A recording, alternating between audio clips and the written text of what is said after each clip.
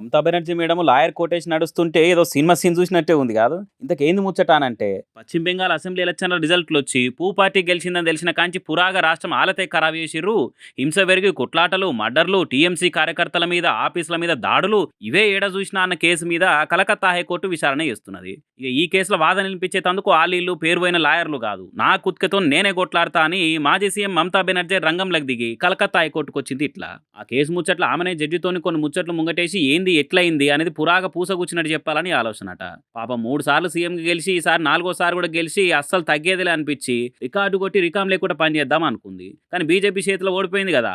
మళ్ళీ వచ్చే ఎలక్షన్ దాకానో లేకుంటే 6 నెలల దాకానో సైలెంట్గా ఉంటుంది కావచ్చు అనుకునేటోళ్లకు ఉత్తగా ఊకునేది లేదు, లడాయి చేయకుండా ఆగేదే లేదని ఇట్లా చూపిస్తుంది అనుకుంటా కామెంట్లు చేయబట్టిరు ఈ వీడియోలు ఫోటోలు చూసిన నెడజనాలు. ఇక ఇంకో దిక్కు ఎంబీబీఎస్ చదివే మెడికల్ కాలేజీ స్టూడెంట్ మీద పోయినేడాది రేపైతే అర్ధరాత్రి 12:30కు ఆడవిల్ల బయటకు ఎందుకు వచ్చింది? హాస్టల్ ఉండే పిల్లలకు రక్షణ కల్పించే బాధ్యత కాలేజీ లేదని మాట్లాడకుండా ఇగో ఇట్లా రప్పరప్ప రంగంలోకి దిగి నిందితులకు నిద్ర లేకుండా చేసేది ఉండగా మేడం. ఓ సీఎం అయ్యుండి రేప్ కేసు అయింది అనుకుంటా చర్యలు తీసుకున్నాడు బంద్ చేసి రోడ్ల మీద ర్యాలీలు చేసిరు చూడుర్రి. అప్పుడు కూడా ర్యాలీలు పక్క పార్టీల మీద పంచాలు కాకుండా ఆడవిళ్ళకి న్యాయం జరగాలని ఇట్లనే న్యాయస్థానాల దిక్కు నడిస్తే బాగుండు అనుకుంటా గట్టిగానే కామెంట్లు వేస్తారు ఇంకొంత నెటిజనాలు. మరి 5 ఏళ్ళు కమలం సర్కార్ పనితనం మీద ఏ తీరు ఫైటింగ్ చేస్తుందో మేడం ఏం కథనో చూడాలిగా.